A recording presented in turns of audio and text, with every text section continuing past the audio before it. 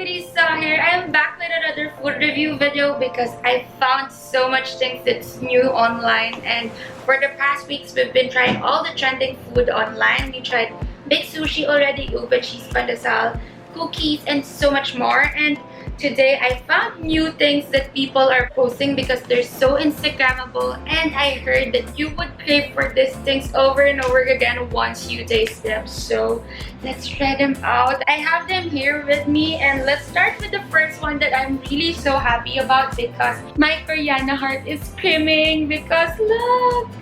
It's a tres leches cake with fighting written on it with a heart. I'm really so happy that I got to order today because I heard they're sold out for this day. But this one is from Sweet Bites by Patty. You can visit their Facebook. I think this is sold for 150 pesos. It's really so big already, and let's try it out. Before cutting it, I want to take a shot of it because it's really so cute.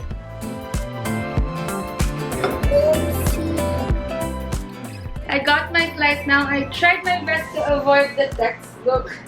I really avoided the text. This is a tres leches cake. One thing I don't like about tres leches, some make tres leches that are very sweet. So let's try if this one is very sweet like the others or it's just the right amount of sweetness. Let's try it.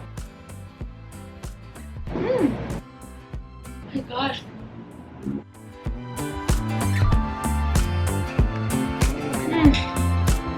I love it.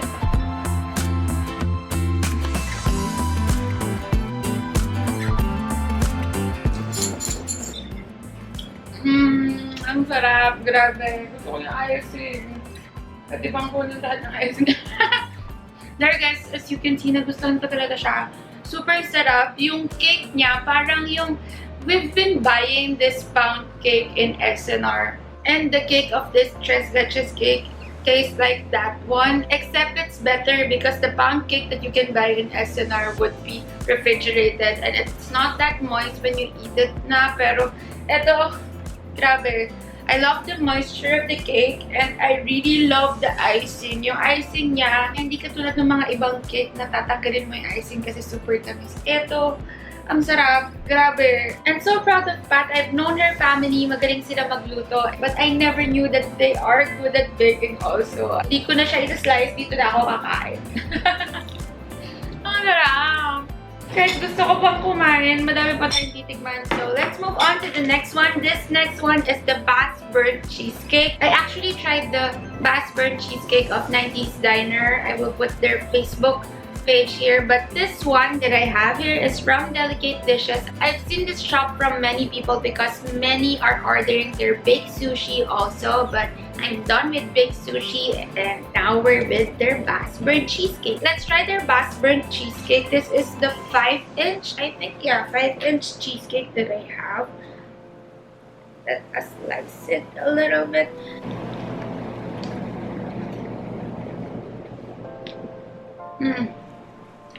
For the past weeks, I've only tried this Bass Burnt Cheesecake and the 90s Diner Cheesecake, and I don't really know which is better because this one from Delicate Dishes has more burnt surface sa top. So when I saw it, I thought it would not be good, but it's really good. The burnt surface is just right and it balances with the creamy texture sa baba. So I really like it. But for the 90s Diner Cheesecake, that's more sweet than with this one. So whichever you prefer, the one that is sweeter or this one from Delicate Dishes that has more burnt top. So guys, I already introduced 2 new food trends to you guys. And so far, I love both of them and I'm really gonna dig in after this. I still don't know which one I'm gonna dig into after this video, but we still have one item here with me. Actually, I was supposed to give you 4 new food trends, but for the other one that I discovered, there are many people selling mango sticky rice online and I was supposed to get one, but I think mango season is already gonna end, so I decided not to share it. So we only have 3 today, and the third item that I'm gonna show you is this one. All those who are craving Roy's chocolate at this time would be really so happy to hear this. There are so much shops online that are trying to make their own Roy's chocolate at home, and I'm really so happy that I found one here in Pampanga.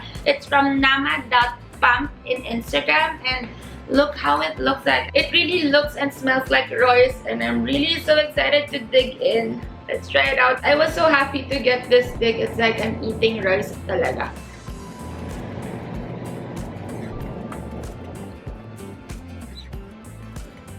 Mmm. Mmm. Mmm. Ba't ganun yung reaction ko? Wait lang. Let's try it again.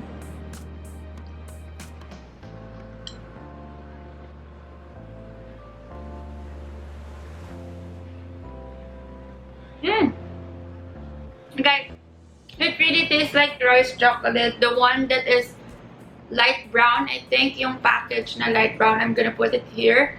It really tastes like that one, and I'm really so happy I got this one. I've been craving for Roy's chocolate ever since, I think, February, because every Roy's outlet was out of chocolates after Valentine's, and I really wanted to get one, but now I got one from a local seller, and it really costs a lot cheaper than Roy's chocolates. At first bite, nakita nyo naman yung reaction ko, para kasing ang weird nung first bite, para siyang super dark. Pero nung natunaw na siya sa mouth ko, para siyang milk chocolate. So, parang hindi siya nakakasuya kasi you get that dark and milk chocolate taste. So, I think hindi na to tatagal dito at hindi ko na mauuwi to. Hindi ko talaga uuwi to sa bahay. Sa akin lang to. So guys, there it is. I hope you enjoyed this video. Before ending this video, nakalimutan kong sabihin yung price nila, diba? Itong tres leches cake, it costs only 450 pesos. Ang laki na niya, and you could customize ano yung lalagay nyo na message, and kung papalagyan nyo ba talaga siya ng message, pwede nyo i-customize. And itong birthmas cheesecake from Delicate Dishes, it's 5 inches. It's sold for 450 pesos also. And this one, Nama Chocolate, is 150 pesos. Super worth it ng lahat ng tinikman natin ngayon. I'm really so happy with everything. Akala ko talaga may bad review tayo today because hindi ko talaga naaral yung shops na to. Nakita ko lang talaga, I was looking for new things online, and I'm really so happy. I would really reorder. Siguro unang mauubos dito itong tres leches cake. And nagpadala pala sila sa akin ng extra. Ito yung cinnamon roll nila, I think. Pero hindi ako kumakain ng cinnamon, guys. Kaya hindi ko siya ma-review. Pero kasi ang dami din online na nagbebenta ng cinnamon roll. Super dami. Ang dami kong nakita nung naghahanap ako. Kaso hindi talaga ako makain ng cinnamon. Pero I think it's really good also. Like the tres leches cake. And I think this video is so long na. So let's end this video. I hope you enjoyed this video. Thank you so much for watching. If you know some new trends to try out, just comment down below so that I could find a seller here in Pampanga that sells that new food trend, and let's try it in our next video. I think I would do savory version of this video because all the things that we tasted today are sweet things. So let's try to find savory things that are trending online. So I hope you look forward to that video. Thank you so much for watching. I hope you enjoyed this video once again. Don't forget to like, subscribe, and hit that bell button. Bye guys!